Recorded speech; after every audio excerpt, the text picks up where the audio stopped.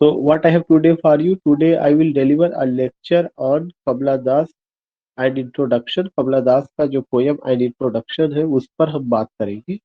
और जो कमला दास है, we know it very well कि इंडियन पोएटेस रही है। और उनकी जो पोयम है that is an example of confessional poetry. She was a confessional poet and he her poetry is an example of confessional poetry. I will also discuss what is confessional poem. Second point, I would like to tell you, she has written a beautiful autobiography, My Story. उनका एक autobiography है जिसका नाम My Story है। कई बार in various examination it has been asked who has written this autobiography. So, and next point, she was such a type of poetess who has firm belief in feminism. उनकी poem में feminism या feministic approach we see उसमें देखा जा सकता है। तो these are the points which you have to keep in mind when I am going to discuss with you Kamala Das and introduction. इन सब चीजों को आपको ध्यान में रखना है। तो अभी मैं I have a PDF file and that PDF file that is a content which I have taken from a blog, and also I have the original text of an introduction. I will explain the theme, you can say tone, setting, yeah, overall the critical analysis or critical appreciation of the poem I will discuss with you. I will also discuss with you the gist of the poem. उसकी line को भी हम लोग explain करेंगे। कमला दास के बारे में भी हम लोग कुछ ना कुछ बात करेंगे। तो हो सकता है कि इस पूरी चीज को हमें दो हिस्सों में बांटना पड़े। This things you find, so sharing with you PDF file here. Yeah, this is it visible?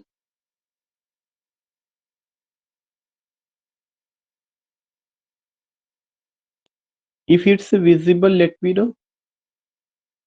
Yes, sir. Okay. You find here Kamala Das और उनकी जो पोयम का नाम है क्या है, an introduction by Kamala Das. You find here what you hear it all the time down with the patriarchy. You hear it all the time down with the patriarchy. But what does it really mean and what does it apply to? Well, in Kamala Das poem, you may be able to find some answer. यहाँ पे एक important चीज है, एक शब्द है और उस शब्द का क्या नाम है, पैटियाकी। PATRIARCHY। ऑलरेडी यू नो कि पैटियाकी एक ऐसा शब्द है जिसे हिंदी में हम पितृसत्तात्मक समाज कहते हैं। और इंग्लिश में in simple words we can say male oriented society, male dominating society, जिसमें सारे अधिकार पुरुष के पास है, वही डिसीजन मेकर है। whether you find in any institution, whether you see in the family, whether you see in the society कि Good male evening, sir. dominated। Yeah, good evening, there is no need to good evening because I have started class. So you find Okay, what sir. key here is a, yeah, here is a word patriarchy, and you find what patriarchy, it refers to what, it refers to male oriented society, male oriented society. Yeah, you can say when male is in center, male is decision maker, whether in the family, whether in the institution, whether in the working place, anywhere you find what, you find the presence of male, the presence of man। and even you find कि वो जो है किसी न किसी रूप में, sometimes in the form of boy, sometimes in the form of brother, sometimes in the form of husband, sometimes in the form of father, you find uncle, all these things they play various role in the society. They are the decision maker. This is why if you come, there is a book written by Simon de Beauvoir in the second sex. The name of that book is Second Sex. And in that book Simon de Beauvoir says कि women are not born but made, कि औरत पैदा नहीं होती बल्कि बनाई जाती। बनाई जाने का मतलब कि एक जो औरत पैदा होती है वो फीमेल के रूप में पैदा होती है, उसका बायोलॉजिकल आइडेंटिटी है। लेकिन जब उसका सोशल और उसका कल्चरल आइडेंटिटी होने लगता है, तब वह वुमेन हो जाती है और उसमें वुमेनहुड ढूंढा जाता है। मदरहुड जैसे एक टर्म है, वैसे वुमेनहुड, नारीत्व की बात उसमें होती है। सो ये चीजें रही है। तो ऐसा नहीं कि पैट्रियार्की को लेके I have to discuss with you. Already you know कि पैट्रियार्की एक ऐसा शब्द है that is associated with feminism, जो स्त्रीवादी आंदोलन से जुड़ा हुआ है। फेमिनिज्म के 5 चरण आ चुके हैं, इस समय उसका 5th फेज चल रहा है। पहला जो चरण था 1920 तक था, जिसमें ज्यादातर इस चीज को लेके बात की गई कि उनके उसपे लिबरल थॉट ऑफ फेमिनिज्म था, उदारवादी की उनको उनके राइट्स है या उनकी चीजें उसको लेके बात की गई है। We are in the 5th phase of feminism, जिसमें उनके राइट्स के साथ साथ इस चीज को लेकर के बात की जाती है कि participation of women in every field of life, जीवन के हर क्षेत्र में उनका क्या पार्टिसिपेशन है, इसको देखा जाता है। तो जो कमला दास है, उनकी जो परवरिश हुई है या उनकी जो फैमिली है, उसमें उन्होंने बताया कि रोल ऑफ फादर क्या है, रोल ऑफ हस्बैंड क्या है, या कैसे एक पुरुष जो डिफरेंट रोल प्ले करता है वो कैसे अपना डिसीजन थोपता है नारी के ऊपर, इस चीज को लेकर के उन्होंने बात किया हुआ है। सो यू फाइंड की patriarchy, you find what is patriarchy, how you can understand in the poem here, that is an introduction. And already I have talked many times with you what is feminism, what is patriarchy, and what is, you can say, ki domination of male over female, all these things, biological identity, sexual identity, cultural identity, social identity, these are the things which I have discussed with you. But इसमें poem के sense में, poem में आप कहाँ देखते हैं patriarchy को, poem में आप कहाँ देखते हैं सप्रेशन ऑफ वीमेन को, या किस टोन में, किस लहजे में ये बात रखी गई है पोयम में? These are the important points which you have to remember. Now you find कि जो पोयम है उसका क्या नाम है, an introduction, written by whom, written by Kamala Das, an Indian poetess जो केरला से है, उनका नाम माधवी कुट्टी भी रहा है, वी नो इट। और here you find कि in an introduction Das explores her complex emotion। इस पोयम में उन्होंने अपने कॉम्प्लेक्स इमोशन को एक्सप्लोर किया हुआ है। And what is the complex emotion of Kamala Das? जो उनका कॉम्प्लेक्स इमोशन है वो सिंपल सा ये बात करता है कि she being a being a woman, she has been suppressed, being a girl she has been suppressed। एक लड़की होने के नाते या एक औरत होने के नाते, एक पत्नी होने के नाते, एक बेटी होने के नाते, वो ये कहती है कि उनको जो है वो राइट्स नहीं दिया गया जो कि बॉयज को दिया जाता है, being a boy, being a son, being a male, या बीइंग अ मैन, जो उनको दिया जाता है, या being a husband, being a brother, कुछ भी इस तरह की उसमें। तो उन्होंने अपनी उस इमोशंस को दिया है कि कैसे जो है एक शोषण किया जाता है औरत का परिवार में, चाहे वो किसी की वाइफ बने, चाहे वो बेटी की शक्ल का रूप धारण करके आती है। सो यू फाइंड कि उनका एक कॉम्प्लेक्स इमोशन है regarding the system controlling her life and the lives of countless suffering women. उन्होंने इसमें बताया है कि उनका जीवन और उनके जैसी न जाने कितनी औरतों का जीवन जो है क्या किया जाता है, सप्रेस होता है। Regarding what, the system controlling, ये एक इंपॉर्टेंट वर्ड है। The system controlling the society in which we are living, उस सोसाइटी में एक सिस्टम है और उसी सिस्टम का नाम पैट्रियार्की है। Patriarchy, already I told you, male dominated society, mail oriented society, where male plays a vital role, male plays a significant role, male are the decision maker, they have to decide what women have to wear, even women को क्या पहनना है वो भी जो है किसके द्वारा डिसाइड किया जाता है, मेल के द्वारा डिसाइड किया जाता है। तो ये सारी चीजें जो है, तो उन्होंने बताया कि वो और उनके जैसी जितनी औरतें हैं उन सबका कहीं ना कहीं शोषण होता है, वो इस चीज को महसूस करती है, तो उससे रिलेटेड उनकी जो भावना है, जो फीलिंग्स है, उसको उन्होंने यहाँ पे एक्सप्रेस किया है। She also has the experience back up her assertion. She also हल्की आ रही है आपकी। she also has the experience to back up her assertion about freedom. Are you getting my voice? Yes, yes sir. Sir, अब Properly. Yes sir आ रही Okay. है। Okay. So you find what ki she also has the experience to back up her assertions about freedom. उनका अपना assertion क्या कि freedom क्या है और फ्रीडम कहाँ तक औरतों को मिला हुआ है इस सोसाइटी में, उसको भी उन्होंने लेकर के इस पोयम में बात किया है। एजर्शन का मतलब एक्सप्रेशन या उनका थॉट है, उनका राय है, उनका ओपिनियन है, किस चीज को लेकर के, फ्रीडम को लेकर के। किसकी फ्रीडम को लेकर के? औरतों की फ्रीडम को। एंड ऑपरेशन, ऑपरेशन का मतलब होता है अत्याचार, कि कैसे पुरुषों ने अत्याचार किया महिलाओं पर या किस तरह का। तो सप्रेशन, ऑपरेशन, फ्रीडम, ये सब ऐसे शब्द है। पैट्रियार्की ऐसा शब्द है, या सिस्टम कंट्रोलिंग, की जिस सिस्टम में वे रह रही है। ये सब आपको दिमाग में रखना है कि ये शब्द बार बार आएंगे, इस पूरी पोयम में आएंगे। या if I explain, if I use my own words, my own language, you will come with these words, that is a controlling, is system controlling, patriarchy, suffering, suppression, oppression, freedom, all these things. As she played a critical role in the establishment of the Indian feminist movement, जो भारत में नारीवादी आंदोलन चला था उसको जो है establish करने में, उसको स्थापित करने में इनका जो है बहुत बड़ा योगदान रहा है।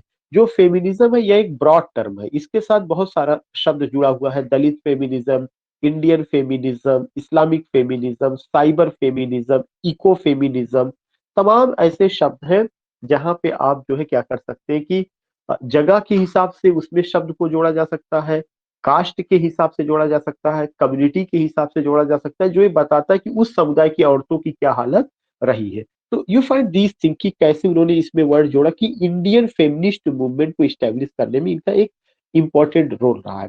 Again I would like to tell you there are 2 or 3 important words, that is what, that is patriarchy, number 2 Indian feminist movement, number third freedom of women and oppression of women. These things you can just see, these things you can just find. तो मुझे लगता है ये page तो clear हो गया। Now sharing you the other page. This is the poem.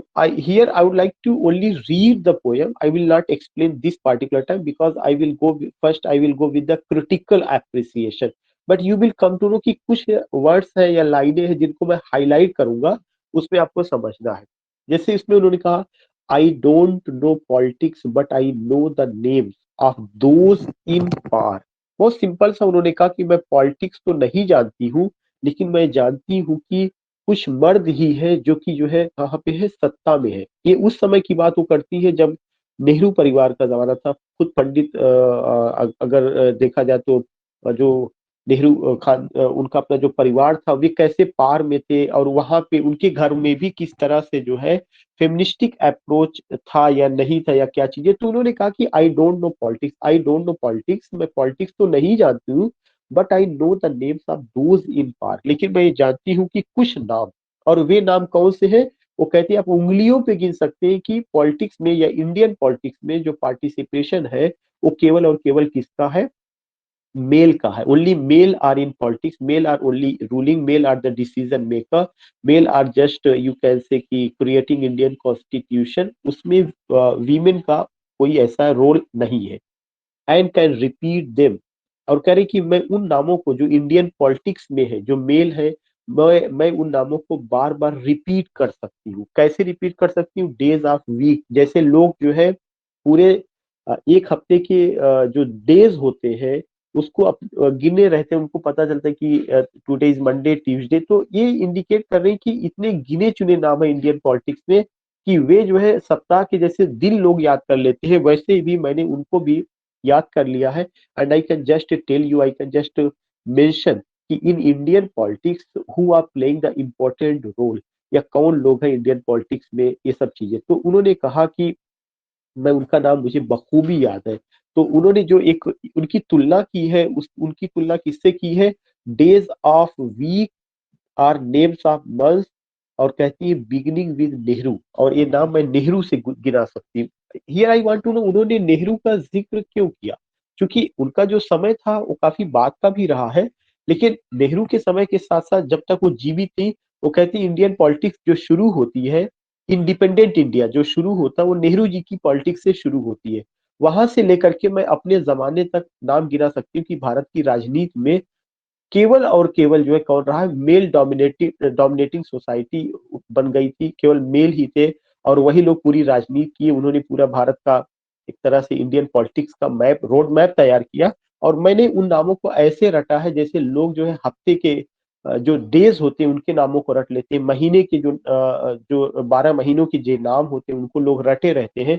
ऐसे भी उनके चेहरे, उनके नाम, उनकी एक तरह से अगर कहा जाए कि उनका एक फिगर मेरे माइंड में बिल्कुल बैठा हुआ है। तो ये उन्होंने सबसे पहला अटैक किया है कि भारत में पैट्रियार्की कैसे है, और भारत में जो पैट्रियार्की है वो केवल घरों में ही नहीं देखी जा सकती है।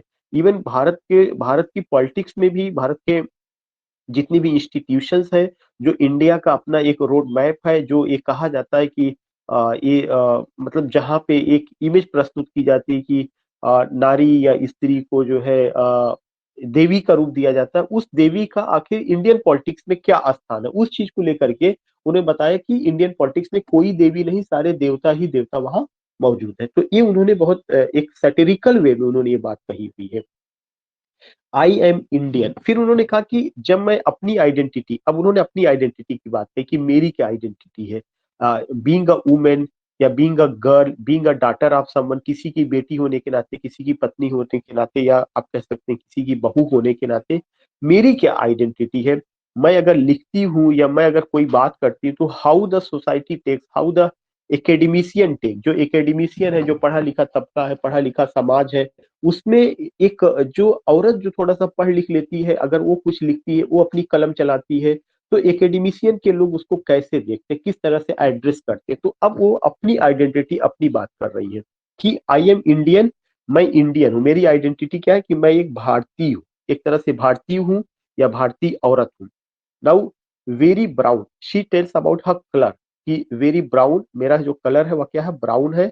बॉर्न इन मालाबार, मेरा जन्म कहाँ पे हुआ, मालाबार में हुआ। In a very simple way as the people say कि इंट्रोड्यूस योरसेल्फ, इसीलिए उन्होंने पोयम का नाम ही लिखा एन इंट्रोडक्शन, मेरा परिचय क्या है। तमाम लोगों के परिचय को देखा जाता है from Nehru to modern age, Nehru से लेकर के मॉडर्न एज तक जो इंडियन पॉलिटिक्स है, पोस्ट मॉडर्न एज तक, पोस्ट ट्रूथ एज तक, इंडियन पॉलिटिक्स में जितने नाम है, शी सेज कि I have taken these names and I can tell you, I can count these names, I can tell you कि there is no room for women in Indian politics. Then he says कि what is my identity, I am Indian, मैं भारतीय हूँ, very brown, मेरा जो colour है brown है, मेरा जन्म कहाँ हुआ, मालाबार में हुआ। आई स्पीक 3 लैंग्वेजेस, मैं 3 लैंग्वेजेस बोल सकती हूँ, राइट इन 2, 2 भाषा में मैं लिखती हूँ, ड्रीम इन 1, लेकिन एक ही भाषा में मुझे ख्वाब देखने की आजादी है। तो एक उन्होंने फिर एक सैटिरिकल वे में व्यंग किया कि मैं बोलने के लिए तो क्या कर सकती हूँ, बोलने के लिए मैं 3 लैंग्वेज में बोल सकती हूँ, लिखने के लिए मैं 2 लैंग्वेज में लिख सकती हूँ, लेकिन पुरुष सत्तात्मक जो समाज है वह हमेशा हमसे कहता है कि तुम्हें केवल एक भाषा का यूज करना है, या ख्वाब देखना तो एक ही भाषा में। ख्वाब देखने का मतलब ये नहीं कि ख्वाब पे कोई टैक्स लगेगा, या कोई पुरुष जो है किसी की ख्वाब की सीमाओं को बांध देता है, या एक कोई ऐसा वो तैयार करता, no not at all. But उन्होंने कहा कि एक हमेशा ऐसा लगता है कि एक आइडियोलॉजी है and that particular ideology forces you, वो आइडियोलॉजी आपके ऊपर दबाव डालती है, that ideology forces you what you have to do, what you have not to do, you don't have any choice.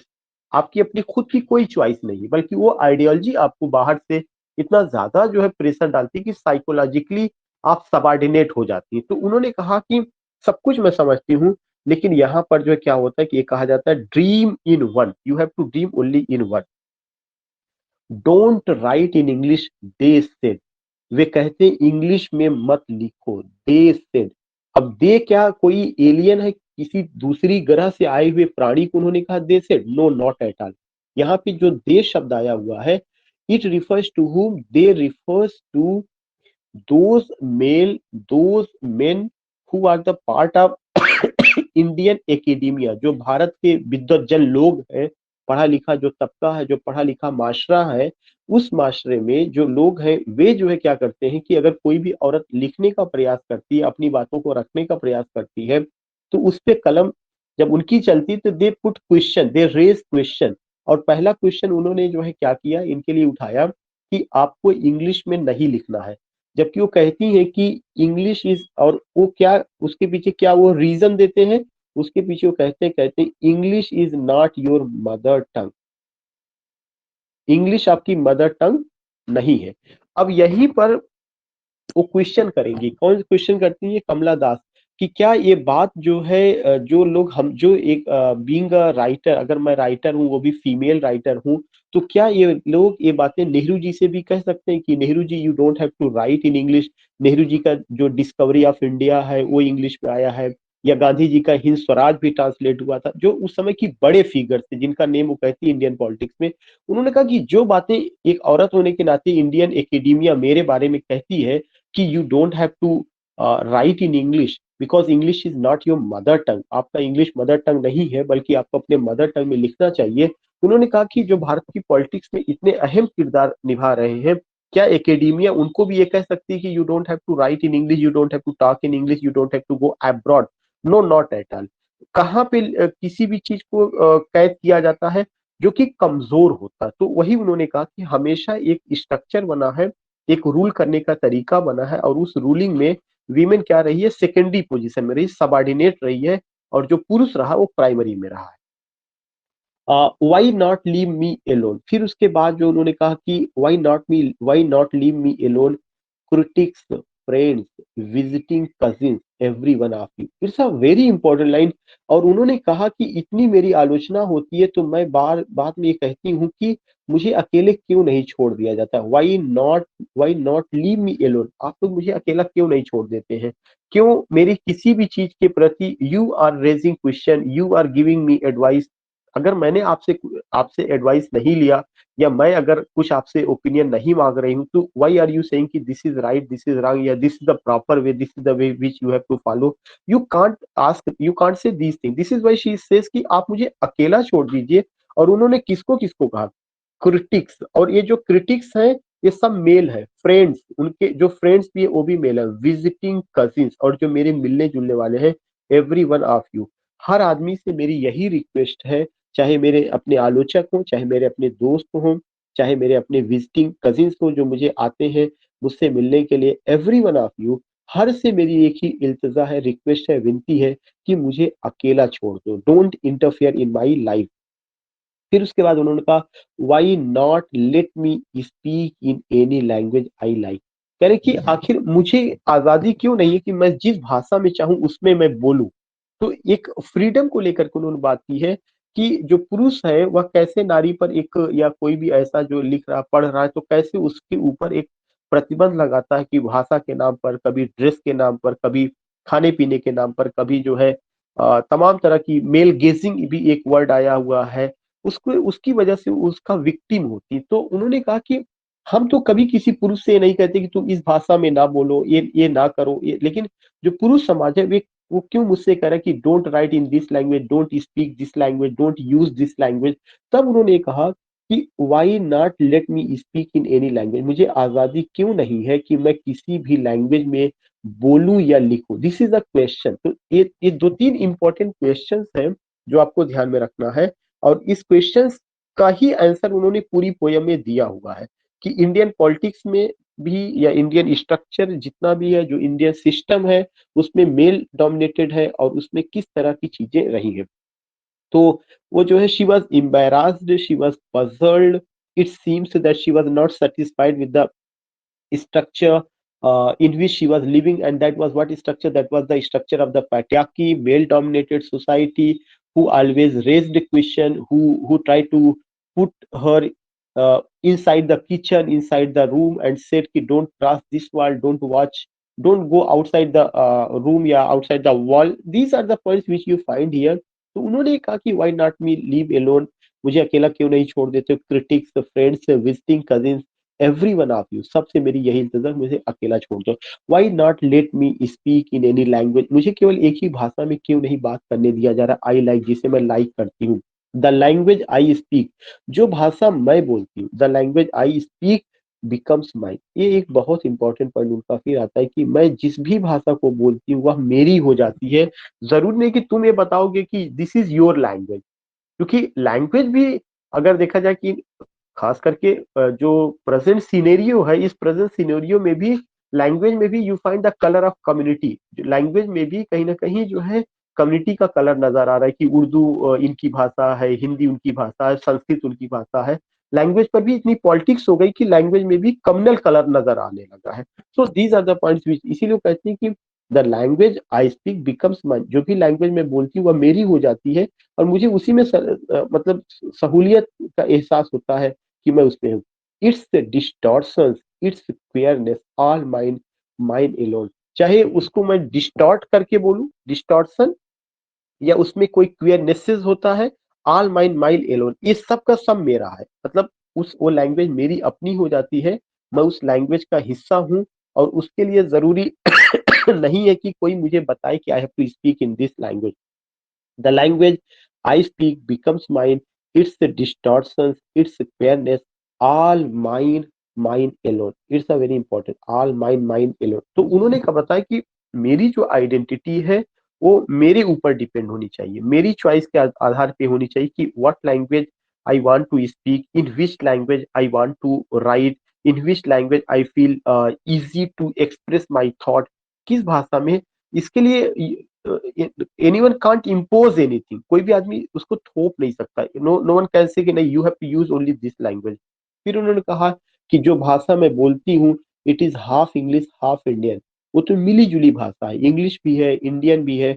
Funny पर है, शायद अगर देखा जाए तो लोग उस भाषा को लेके हंसेंगे कि इनको भाषा का ज्ञान नहीं है, इंग्लिश भी बोल रही है हिंदी भी बोल रही, ऑल दिस थिंग्स। उन्होंने कहा फनी हो सकता है लोगों के लिए, बट इट इज ऑनेस्ट। लेकिन मेरी नजर में यही मेरी ईमानदारी वाली भाषा है, इसी भाषा का मुझे ज्ञान है, इसलिए इसी भाषा में मैं सहज हो पाती हूँ या बहुत ही अच्छे ढंग से अपनी बातों को रख पाती हूँ, इसलिए मुझे इसी भाषा में बोलने दिया जाए। ये ना बताया जाए कि you this is your mother tongue, you have to speak in this language, you have to write in this language.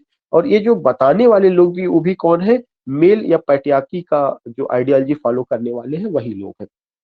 Then she said it is as human as I am, यानी कि मेरी जो भाषा है उसमें उसमें उतनी ही मानवता नजर आती है जितनी मानवता मेरे में। It is as human as I am human, don't you see, क्या आपको दिखाई नहीं पड़ता।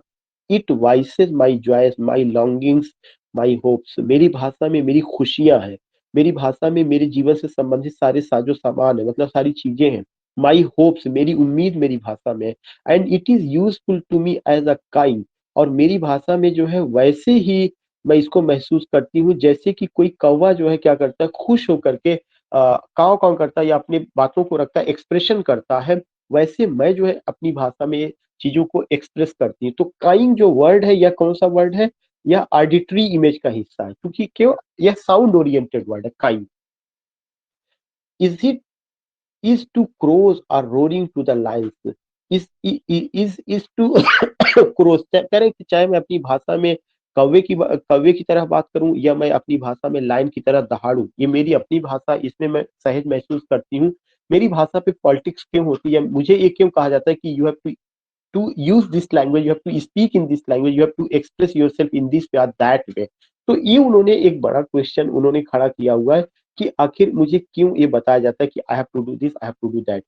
इज ह्यूमन स्पीच, मेरी जो भाषा है वह मानव की भाषा है। The speech of the mind, mind that is here and not there, यानी कि जो मेरी भाषा है वह ह्यूमन की भाषा है। और मेरी भाषा में जो है क्या होता है कि एक ऐसा the speech of the mind, वह मेरे अपने दिमाग की विचारधारा है जो मेरी भाषा है, that is here and not there.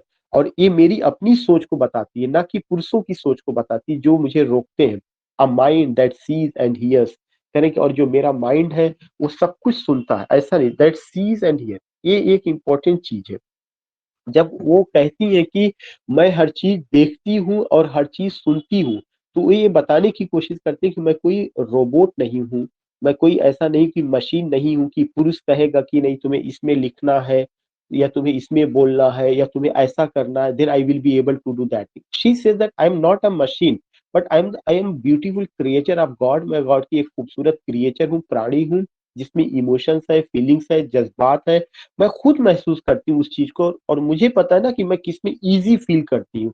तो उन्होंने एक दूसरा अगर देखा जाए तो सैटिरिकल वे में, व्यंग्यात्मक ढंग से उन्होंने कहा कि don't try to treat me like a machine, don't see me using your own goggles, using your own spectacle, अपने चश्मे से मुझे मत देखिए बल्कि मेरे चश्मे से मुझे को देखने की कोशिश करिए जो है। तो ये एक उनका एक इंपॉर्टेंट पॉइंट है कि here and not there, a mind that sees and hears and is aware. क्या उन्होंने कहा कि मैं हर चीज से वाकिफ हूँ, नॉट द डीफ, मैं बहरी नहीं हूँ, ब्लाइंड, मैं अंधी नहीं हूँ। तो उन्होंने कहा कि मैं हर चीज से वाकिफ हूँ।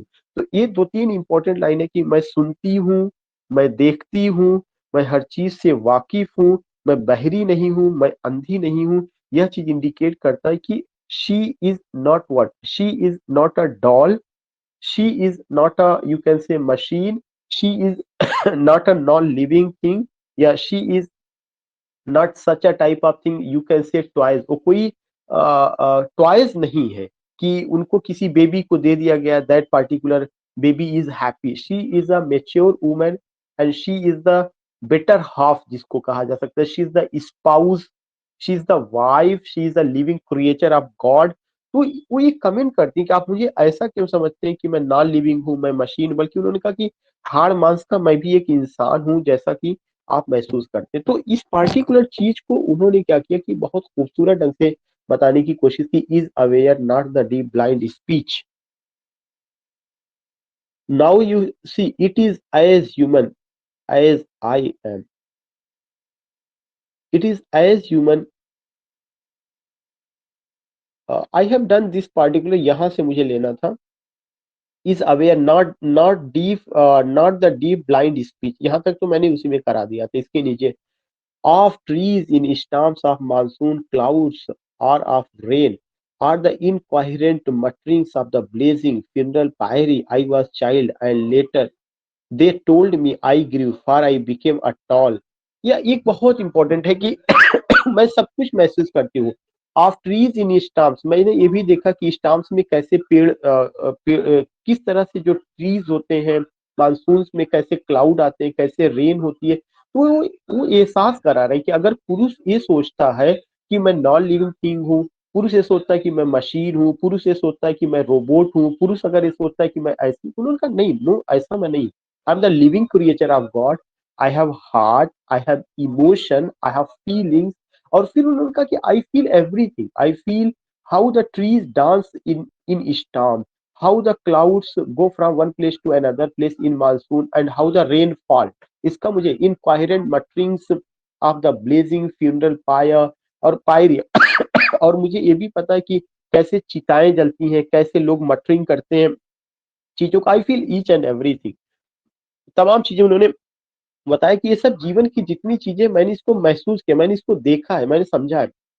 फिर वो बताती हैं कि आई वॉज अ चाइल्ड। अब ये बताती घर में मुझे कैसे ट्रीट किया गया, मैं भी बच्ची थी। I was a child I later they told me I grieve, मैं एक बच्ची थी और वक्त के साथ मुझे बताया गया कि अब तुम बड़ी हो गई हो। बड़ी होने का मतलब सबसे पहले घर में बच्चियों को जैसे ही जैसे जैसे उनका डेवलपमेंट होता है, उनको ये जरूर बताया जाता है कि तुम बड़ी हो गई हो, तुम्हें ऐसे पहनना है, ऐसे चलना है, ऐसे रहना है, आ, नहीं जाओगी, तुम्हें दूसरे घर जाना है, लोग क्या कहेंगे, या तुम्हारे अंदर तमीज नहीं है, नाक कटवा दूंगी। ये सारे क्वेश्चन स्टेटमेंट बच्चियों के साथ जुड़े हुए हैं। तो उन्होंने कहा कि ऐसा मुझे भी ट्रीट किया गया, पहले मैं बच्ची थी, मेरे पास फ्रीडम था, लेकिन जैसे मैं बड़ी हुई, थोड़ी सी मैं बड़ी हुई, लोगों ने मेरे ऊपर क्या किया, पहरेदारी शुरू कर दी और ये कहा कि अब तुम बड़ी हो गई हो। आई बिकेम टॉल, लोगों ने कहा तुम बढ़ गई हो। माई लिम्स स्वेल्ड, और मेरे शरीर में परिवर्तन होने लगे। And one or two places sprouted hair, कहो बहुत सारे जगहों पे मेरे शरीर में तमाम तरह के जो है परिवर्तन हुए, हेयर की शक्ल में हुए। when asked for love not knowing what else, when asked for love, when someone asked me about love, I don't know कि what it was, not knowing what to ask। इसके अलावा लोगों ने मुझसे कुछ नहीं पूछा। ये उन्होंने बताया कि फैमिली में जब बच्चियां जो है ग्रो करती हैं तो एक उम्र के बाद उनको कैसे क्या समझाया जाता है कि now you become tall, now you become grieve, now your limbs swelled, now hair sprouted and the people started to ask about love और मैरिज, कि तुम्हारी शादी वहां होगी।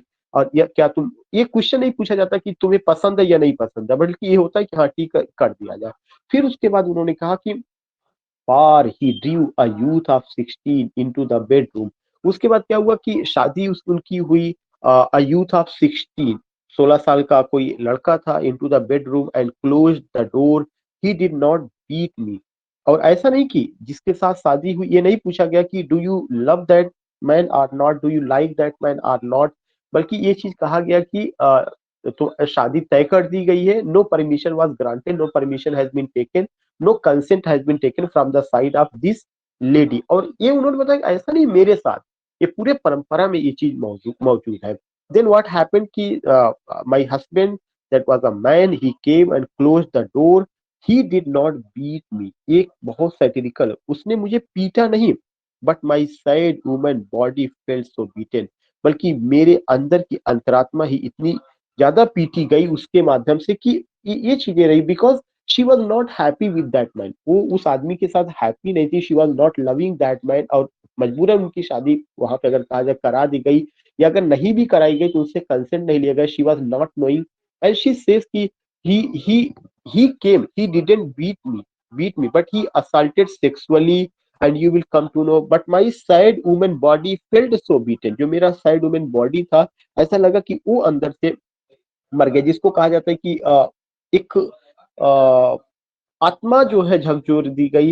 And this sad women body, ये वर्ड बहुत इंपॉर्टेंट है, not sad man body, क्योंकि हमेशा जो बॉडी है वह सैड में कब कन्वर्ट हो रही, वुमेन की कन्वर्ट, उन्होंने कहा कि ये चीजें रही है sad women body. Now you find the weight of my breast and womb crust, और बहुत सारा मेरे साथ ज्यादती हुई। आई श्राइंग पिटीफुली, मुझे बहुत करा दर्द हुआ। All this thing she is telling कि how she was physically not tortured but assaulted, sexually assaulted। then I wore a shirt, और जैसे ही मैंने शर्ट पहना, मतलब शादी के बाद जो है what happened with that lady she told, then उसके बाद वो कहती जैसे ही मैंने शर्ट पहनना शुरू किया, एंड माय ब्रदर्स ट्राउजर्स, और मैंने अपने ब्रदर्स के ट्राउजर्स को पहनना शुरू किया। अब अभी तक उन्होंने दो हिस्सों में बताया। बच्चियां जब बड़ी होती तब परिवार वाले क्या करते हैं, जब उनकी मैरिज हो जाती है तो हस्बैंड कैसे उनको क्रश करता है। अब वो बता रही कि अगर वे अपनी मर्जी से मैरिज बाद कोई चीज पहनना चाहती है तो उनके ड्रेस को लेकर के क्या, ये तीसरा हिस्सा है। उन्होंने कहा कि I shrank pitifully, then I wore a shirt, मैंने एक शर्ट धारण किया, एंड माई ब्रदर्स ट्राउजर, अपने भाई के ट्राउजर्स को मैंने पहना। Then what happened, cut my hair short, मैंने अपने बाल को छोटे किया, एंड इग्नोर्ड माई वुमेनलीनेस, और अपने नारीत्व का जो प्रतीक होता उसको मैंने इग्नोर किया। नारीत्व का प्रतीक क्या कि बड़े बाल, नारीत्व का प्रतीक क्या कि जो एक डिकोरेशन का या श्रृंगार का जितना भी चीजें होती है, if you don't bear that thing, then the people say कि you are behaving like a male. तो उन्होंने कहा कि जो वुमेनलीनेस चीजें होती है मैंने उसको हटाने की कोशिश की। तभी जो है लोगों ने क्या किया, मुझे तुरंत फिर से इंस्ट्रक्शन मिला, ये तुम्हारा ड्रेस नहीं है, what is not your dress, shirt तुम्हारा ड्रेस नहीं है, ब्रदर का जो ट्राउजर तुमने पहना ये तुम्हारा ड्रेस नहीं है, छोटे बाल रखना तुम्हारा ड्रेस नहीं है, या तुम्हारा ये नारीत्व का प्रतीक नहीं है, बल्कि नारीत्व का प्रतीक क्या है, ड्रेस इन साड़ी, तुम्हें साड़ी पहनना है। बी गर्ल, तुम्हें किसी की तुम लड़की हो। बी वाइफ, तुम किसी की पत्नी हो। दे सेड, उन्होंने कहा, फिर बार बार वही से बात आ रही, दे सेड।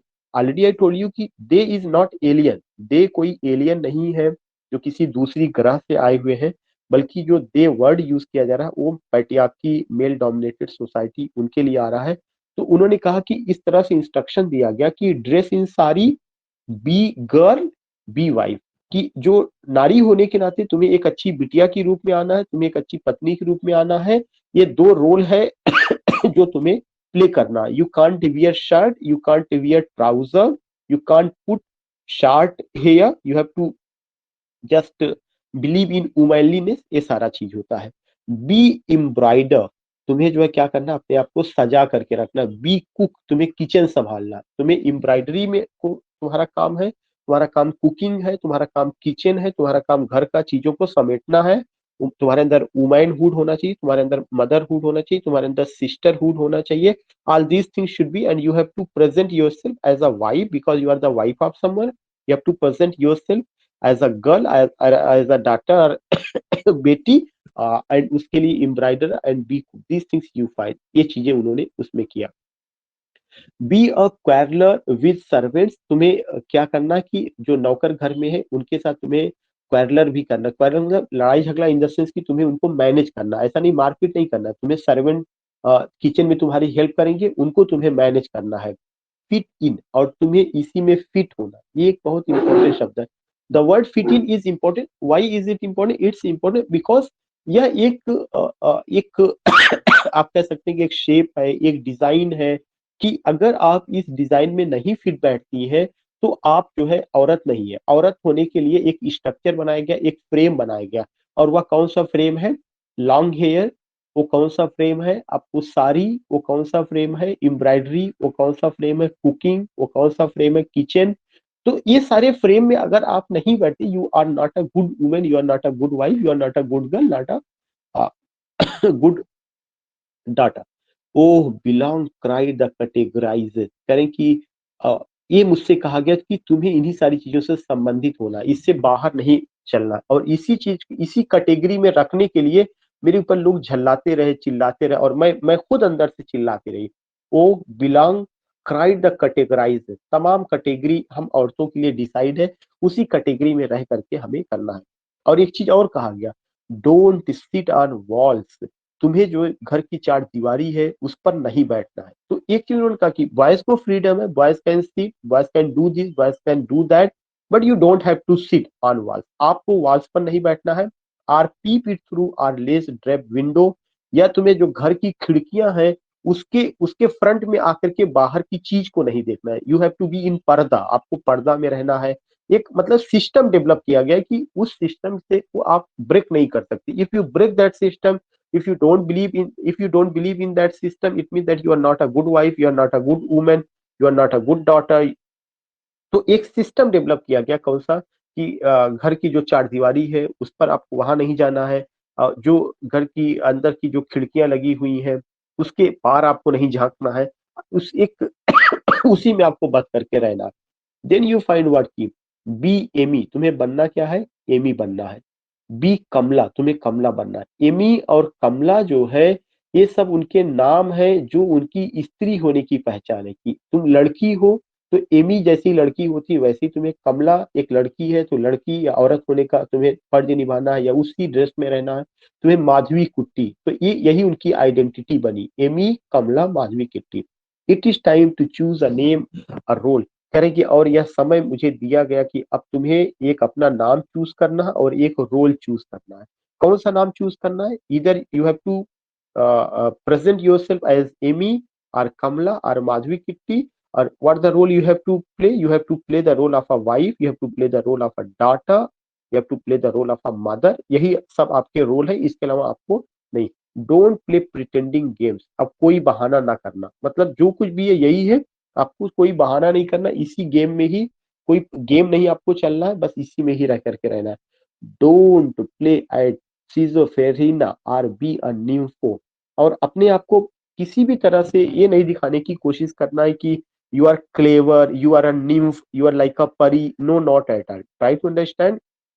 अपने आप को विक्टिम नहीं दिखाना है, या अपने आप को बहुत ज्यादा जिसको वर्ड कहा जाता है ओवर स्मार्ट नहीं दिखाना है। जो आपको स्ट्रक्चर बना दिया गया उसी में आपको रहना है। इस वर्ड को मैं जो है अगला जो क्रिटिकल अप्रिसिएशन होगा इन दोनों को मैं वहां पे और एक्सप्लेन करूंगा। Don't cry embarrassingly loud when jilted in love, और तुम्हें चिल्लाने की आजादी नहीं है। If anyone embarrass you, if anyone puzzle you, then you don't have to cry. फिर उन्होंने बताया कि उनकी जिंदगी में क्या हुआ, वो अपने हस्बैंड को लेकर के बात करते। आई मेट अ मैन, मेरी भी जिंदगी में एक आदमी आया। एक आदमी का मतलब कि हस्बैंड आया। यहाँ पे मैं जानना चाहता हूँ कि उन्होंने क्यों ये लिखा अ मैन, एक आदमी आया, उन्होंने क्यों नहीं ये लिखा कि husband came in my life. उन्होंने इसलिए लिखा कि वो अपने हस्बैंड को भी कैसे देख रही, एक अजनबी आदमी के रूप में, इसीलिए यहाँ पे जो आर्टिकल यूज किया गया अ मैन। जब इफ एनीवन से कि आई मेट अ शमीम, मुझे एक शमीम से मेरी मुलाकात हुई, जिसका मतलब कि शमीम नाम के आदमी से मुलाकात हुई लेकिन अब उससे परिचित नहीं है। तो आई मेट अ मैन, एक आदमी उनकी लाइफ में आया, that man was her husband. लेकिन वह जो हस्बैंड थे वह जो है एक तरह से उनके लिए एक अजनबी आदमी ही थे। वो एक तरह से उनको हस्बैंड के रूप में नहीं ले रहे थे, because she never met with that man, and that man came in her life, but that man was a strange man, loved him, और ये कहा गया कि हमें उसे लव करना है, वही तुम्हारा हस्बैंड है, तुम्हारी गाड़ी उसी के साथ पूरी जिंदगी भर चलेगी, ये चीज कह के शादी हो गई, वही वो मेरी लाइफ में आया। Call him not by any name, ये भारतीय परंपरा की सबसे बड़ी चीज है कि call him not by any name, और ये कहा गया कि तुम अपने हस्बैंड को उसके नाम से नहीं पुकारोगी, कॉल हिम नॉट। और यहाँ पे हिम जो है कैपिटल लेटर में आया हुआ है। कैपिटल लेटर में किसको यूज किया जाता है? हमेशा आप देखेंगे गॉड के लिए यूज किया जाता है। तो यहाँ पे होता है ना कि भारतीय परंपरा में कि पति परमेश्वर है, उधर पति शराबी कबाड़ी जो कुछ भी होगा तब भी उसको ये कहा जाता है। तो वहां पे एक जो चीजें हैं कि एक उन्होंने बहुत अच्छे ढंग से व्यंग किया और ये कहा कि ये कहा गया कि आपको उनका नाम लेकर के नहीं पुकारना। Now the situation is entirely change, completely change. अब तो बहुत कुछ बदल चुका है, लेकिन ये एक जब उस जमाना था तो उसमें ऐसा चीजें थी।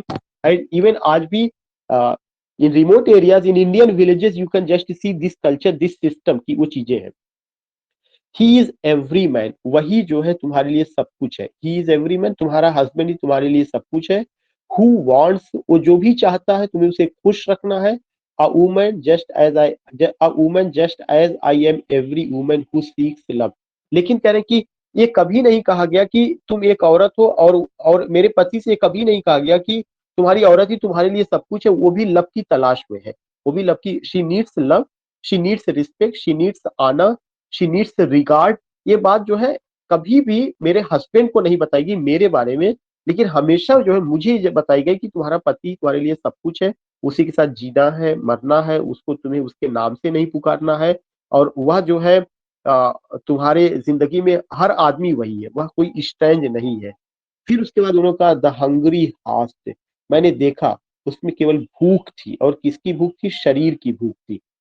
Of reverse in me the oceans tireless, और ऐसा लग रहा था कि ऑफ रिवर्स इन मी, जैसे मेरे अंदर वह केवल जो है मुझे वह रिवर समझता था। And he was to take a deep the oceans tireless, और मैं, मेरा शरीर ऐसा लगता था, या मैं जो है इतनी गहरी थी, मेरे अंदर बहुत सारे विचार थे, मैं एकदम थका हुआ महसूस करती थी।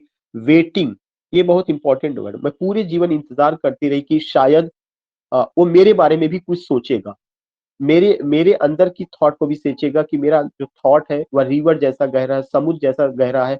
मैं थक चुकी वेट करते करते। उसने कभी नहीं जानना चाहा हु आर यू, तुम कौन हो। उसने, मेरे हस्बैंड ने मेरे बारे में कभी नहीं जानना चाहा कि अगर मुझसे ये सब चीजें सिखाई गई तो वो कभी नहीं जानना चाहा कि तुम कौन हो, तुम्हारी लाइकिंग और डिसलाइकिंग क्या है। I ask each and every one, मैंने हर आदमी से पूछा। द आंसर इज इट, हर आदमी ने मुझे यही आंसर दिया, इट इज, यही है। और क्या है? दिस इज योर हस्बैंड, आपको अपने हस्बैंड के अकॉर्डिंग चलना है। Anywhere and everywhere I see the one who calls himself, कह रहे हर जगह मैं वही चीज देखती जो मेरे साथ हुआ। Anywhere everywhere I see the one, मुझे वही नजर आता है, हु कॉल्स हिमसेल्फ, जो अपने आप को पुकारता है। कौन पुकारता है? कि चाहे परिवार हो, चाहे जो है सोसाइटी हो, चाहे इंस्टीट्यूशंस हो, वही आदमी जो है अलग अलग शक्ल में आता है। अगर वो हस्बैंड है मेरे लिए तो कहीं पर, मतलब वही आदमी नहीं, आदमी जो प्रजाति है या आदमी जो स्पीसीज है, वही कहीं पे डॉटर के, वही वही कहीं पे फादर के रूप में, कहीं ब्रदर के रूप में है, कहीं अंकल के रूप में है, कहीं मैटरनल अंकल के रूप में है, कहीं पे किसी न किसी रूप में उसी का ही, हर जगह वही फैला है। तो ये चीज इंपॉर्टेंट है। एनीवेयर, कहीं पर भी, एवरीवेयर, हर जगह। I see the one who calls himself I in this world, he is tightly packed like the sword in its sheath. करें कि जो आदमी है ऐसा लगता है कि वे एकदम टाइटली पैक्ड होते हैं, जैसे म्यान में रखी हुई तलवारें होती वैसे ही वो होते हैं। तलवार निकाला जाए, किसी का गला काट दिया जाए तो उसमें, उस तलवार में कोई इमोशन, जज्बात नहीं होती। एक उन्होंने एक अच्छा तुलना किया है एक सिमली उन्होंने दिया हुआ है, is tightly packed like the sword in its sheath. It is I who drink lonely drinks at 12 midnight in hotels of strange towns. करें इट इज आई, यह मुझे ही है, हु ड्रिंक लोनली, जिसे केवल अकेला रहना पड़ता है।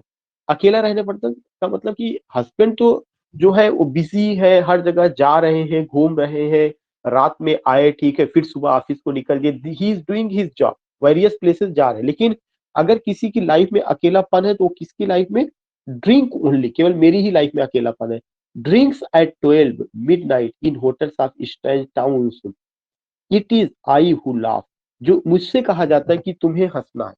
मतलब मैं हंसना चाहूं या ना चाहूं, कितना भी मुझे दुख हो, लेकिन हमेशा ये कहा जाएगा कि चेहरे पे अपनी मुस्कान लिए रहो, नहीं तो कहीं नाराज ना हो जाए फला साहब जो, या फला husband. These are the points जो उन्होंने कहा हुआ है। So it is I who love, it is I who make love. हम ही से कहा जाता है कि तुम्हें उन्हें लव करना है या दिखाना है कि you are in deep love with that man, you have always put smile on your face. You have to put you have to come with rosy cheek. You have to come with lovely you can say कि lips. These are the things which we see, which we find. So these are the important points जो उन्होंने कहा कि हर चीज की उम्मीद किससे की जाती है? औरत से। कि लाफिंग की भी उम्मीद, लव की भी उम्मीद औरत से। एंड दे फील शेम, और तब उससे यही कहा जाएगा कि तुम्हारे अंदर शर्म भी होनी चाहिए, हया भी होनी चाहिए। जैसा कि एक बहुत पॉपुलर कल्चर है कि शर्म और हया औरत का गहना है। ऑल दीज थिंग्स, तमाम चीजें बातें होती है। सो यू फाइंड कि ये सारी चीजें बहुत अच्छे ढंग से उन्होंने कहा कि ये सारी चीजें किससे उम्मीद की जाती है? गर्ल से या औरत से। It is I who lie die, और या हम ही से कहा जाता है कि who lie die with a rattle in my throat, और मेरे अपने थ्रोट में कितना सफोकेशन है। ये एक बहुत अच्छा इमेज है। राइटलिंग का वर्ड क्या होता है? राइटल, जैसे जो चूहे होते हैं, जब चूहे अपने बिल में तेजी के साथ आते जाते हैं पूरा ग्रुप में, तो उस साउंड को राइटल कहा जाता है। उन्होंने कहा कि ऐसे ही मेरे गले में एकदम सफोकेशन है। ऐसा लग रहा है कि जैसे मैं अपने जीवन को खोने वाली हूँ, मेरे जीवन में कोई जॉय नहीं है। लेकिन इसका कोई महत्व देने वाला नहीं है, बल्कि मुझसे क्या कहा जाता है कि चेहरे पे मुस्कान हो। ये कहा जाता है कि तुम्हें हमेशा लव शो करना हस्बैंड को। ये कभी नहीं कोशिश की जाती कि what's my choice, what do I expect, ये सब चीजें। I am a Sinner, I am a same, और मुझसे ही कहा जाता है कि तुम पापी हो, और मुझसे ही कहा जाता है तुम्हें अपने आप को एक सेंट के रूप में प्रेजेंट करना है। कोई ही जरा सा 19-20 हुआ तो सारा आरोप उन्हीं के ऊपर लगाया जाता है, और हम ही से कहा जाता है कि तुम्हें सेंट के रूप में प्रेजेंट करना है। आई am the beloved and I and betrayed, और मुझी से उम्मीद की जाती है कि मैं ही दिखाऊं अपने प्यार को, और अगर जरा सा भी कहीं होता है तो हम ही को ही धोखा मिलता है, धोखा हमारे साथ ही होता है। I have no joys that are not yours, मेरे पास वो खुशियां नहीं है जो तुम्हारे। आई हैव नो जॉयस, मेरे पास वो खुशियां नहीं, दैट आर नॉट योर्स, जो तुम्हारी नहीं है। मतलब जो तुम्हारी खुशियां हैं, जो तुम्हारी आजादी है। ये लाइन बहुत इंपॉर्टेंट है। खुशियों का मतलब यहाँ पे आजादी से है, आइडेंटिटी से। जो आजादी हस्बैंड को, बेटे को, बीइंग अ फादर, पुरुष के किसी भी रूप को जो आजादी मिली हुई है, और जो खुशियां उनको मिली, वो मेरे पास नहीं है। नो एक्स, मेरे पास ऐसा कोई दुख नहीं है, विच आर नॉट योर्स, जो आपका ना हो। मतलब मेरे अपने दुख मेरे अपने हैं, वो तुम्हारे पास नहीं, वो तुम्हें उन्हें समझने की कोशिश नहीं कर रहे। I too call my self I, इसीलिए मैं अपने आप को ही पुकारती हूँ, अपने आप को हमेशा अलग ही पाती हूँ। सो उन्होंने बहुत ही ब्यूटीफुली ढंग से ये प्रेजेंट किया है कि हमारी क्या सिचुएशन है, क्या हमसे एक्सपेक्टेशन होती है। और ये चीजें कहा जाता है कि behave like this, present yourself like this, be a good wife, be a good daughter, be a good mother. It is never said कि be a good brother, be a good husband, be a good son. ये नहीं कहा जाता। तो all these things you find that. और इसका पढ़ाने का मतलब नहीं है कि घर में आप लोग जो है मतलब एक रिवोल्यूशनरी थॉट लेकर के लड़ाई झगड़ा करने लगे। No, not at all. It's only a poem which I just told you, और ये चीजें आपको यहाँ पे देखने को मिला कि इसमें रही है। तो आज की क्लास में हम लोग केवल इस पोयम को एक्सप्लेन करेंगे, उसके क्रिटिकल अप्रिसिएशन का, क्योंकि एक उसका अलग सेक्शन है, और मैं उस पर भी आऊंगा, but not today. I think कि या तो I have to cover here you find. मैं थोड़ा सा जल्दी जल्दी पढ़ देता हूँ, क्योंकि उसके पढ़ने से चीजें क्लियर हो गई हैं। Das explores powerful themes of feminism, इसमें उन्होंने जो थीम लिया हुआ कौन सा? फेमिनिज्म है, इक्वल राइट्स का है, फ्रीडम का थीम है, एंड मैरिज। ये चीज ध्यान में रखिएगा। These are the important words which you have to keep in your mind. Das ने यहाँ पे जो बातें बताई क्या है? फेमिनिज्म, इक्वल राइट्स का, स्त्रीवादी सोच को लेकर के, समान अधिकार को लेकर के, स्वतंत्रता को लेकर के, मैरिज को लेकर उन्होंने बात किया है इन एन इंट्रोडक्शन पोएम में। This poem is a very clear feminist statement that advocates for free choice for all women. पूरी पोएम में यही बताया गया कि आखिर औरत की भी क्या कोई चॉइस है या नहीं, या उनको भी चॉइस दिया जाना चाहिए, उनको भी अपनी मर्जी से काम करने की आजादी हो, लिखने की, पढ़ने की, रहने की, जो आजादी पुरुषों को मिली हुई है। This is in regards to every aspect of life, but the poet puts a special emphasis on marriage. ज्यादातर जो पोएट ने जो इम्फेसिस किया है वह मैरिज को, कि जो औरतें हैं उनको मैरिज को लेकर के कोई आजादी नहीं, मैरिज उनके अपने हाथ में नहीं है। जो भी घर के फादर या दादा जो भी है, जो पुरुष है, उन्होंने जहां चाहा जो डिसीजन लिया वहीं पे कर दिया जाता है। She compares and contrast the roles of men and women in society. वे जो है, जो रोल ऑफ मेन है और वीमेन है, उसका वो समाज में क्या रोल है, औरत का क्या रोल है, आप कह सकते हैं कि मेन का, उसका वो उन्होंने प्रेजेंट किया, कंपेरिजनली उन्होंने प्रेजेंट किया और उन्होंने बताया कि मेन को ज्यादा आजादी है, औरतों को उनकी तुलना में कम है। And women in society and explains for the reader how her life the rules she force to obey infringe on her freedom, और कैसे जो है एक औरत को जो है क्या किया जाता है, पूरी जिंदगी जो है केवल ये आदेश दिया जाता है कि आपको ओबे करना है। ये देखिए ये वर्ड बहुत, शी इज फोर्स्ड, शी का मतलब कमला दास या उनके जैसी जितनी औरतें हैं उनको फोर्स किया जाता है, दबाव में डाला जाता है टू ओबे, कि उन्हें अपने आपको आज्ञा पालन करना है, infringe her on her freedom, और उनकी फ्रीडम को, उनकी स्वतंत्रता को क्या किया जाता है, खत्म कर दिया जाता है।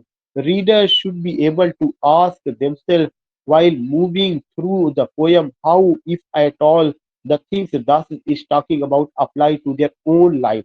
दास ने ये बातें तो अपनी जिंदगी को लेकर के बताई हुई है, लेकिन ये समाज में हर औरत पर लागू होती है। if nothing matches up, they might ask themselves why, and if some kind of unaddressed or unacknowledged privilege is making their lives better। So you find कि शादी में मिसमैचिंग भी हो जाती है, और उसमें प्रिविलेज किसको दिया गया है, हस्बैंड को ज्यादा दिया गया, हस्बैंड को ही कहा जाता है कि तुम्हें ये करना, हस्बैंड मतलब ज्यादा उम्मीद करता है, और औरत को सबॉर्डिनेट या सेकेंडरी पोजीशन में रखा जाता है, ये उन्होंने बताया।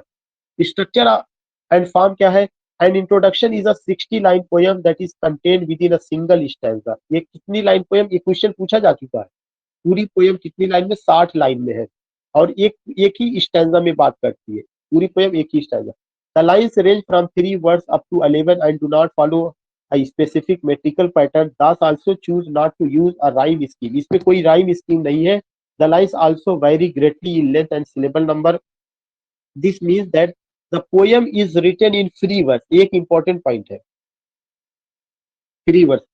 ये 3-4 पॉइंट ध्यान में रखिएगा। 60 लाइन्स में है, सिंगल स्टैंजा में है, फ्री वर्स में लिखी गई है। This style of writing allows the poet to explore various structures and make use of more sporadic rhymes। These are several, there are several examples of half rhyme and internal rhyme। Poem में half rhyme का use किया गया है, और internal rhyme, internal rhyme वह rhyme होता है जब एक ही लाइन के अंदर जो है दो शब्द आए जो समान ध्वनि वाले हो, राइमिंग करते हैं, उसको इंटरनल राइम कहा जाता है। हाफ राइम वो होता है कि जब किसी शब्द की आधे जो है शब्द का आधा हिस्सा अपने जो नियर वर्ड है उसके साथ जो है साउंड में सेम होता है, that is a half rhyme. मतलब पूरा शब्द राइम नहीं करता, बल्कि शब्द का आधा हिस्सा ही राइम करता है, उसका एक सिलेबल हो सकता है राइम करे, that is the half rhyme. उसके बाद आप देखते हैं लिटरेरी डिवाइसेस, कमला दास यूजेस टेक्निक्स। इसमें उन्होंने इंजाम्बीमेंट का यूज किया हुआ, इंजाम्बीमेंट स्ट्राइडिंग ओवर, कि उसका सेंस आगे कैसे बढ़ता जाता है। उन्होंने रिपीटिशन का यूज किया है, एनाफोरा का यूज किया है। Repetition and anaphora are seen at the beginning of number of lines such as 4 and 5। In this instance, the speaker is giving to conviction-filled statement about who she is। This is conveyed through the repetition of the pronoun I। I pronoun bar bar use repetition है, इसीलिए उन्होंने इसको एक तरह से repetition है। और इंजाम्बीमेंट है कि जो जो उनका सेंस है वो ऐसा नहीं कि 2 लाइन 4 लाइन में, बल्कि सेंस को कंप्लीट होने में पूरा का पूरा सिंगल स्टैंजा में 60 लाइन जब हम पढ़ते तब जाके पता चलता है। Later on repetition is used again to define her language as both English and human। She is a human being as equal and valuable as any other। So you find कि यहाँ पे कोई ऐसा बहुत तो नहीं है। There are also several examples of allusion। उन्होंने allusion का भी यूज किया। allusion माने passing references, कई जगह की दूसरी चीजें लाकर, जैसे पंडित नेहरू का जिक्र किया है, all these things। she she references a specific place and the name of a politician। उनका पंडित नेहरू का उन्होंने उसका यूज किया है, that requires some reason in order to understand। Enjambment is another important technique। It can be seen throughout the poem, but one good example is the transition between lines 58 and 59।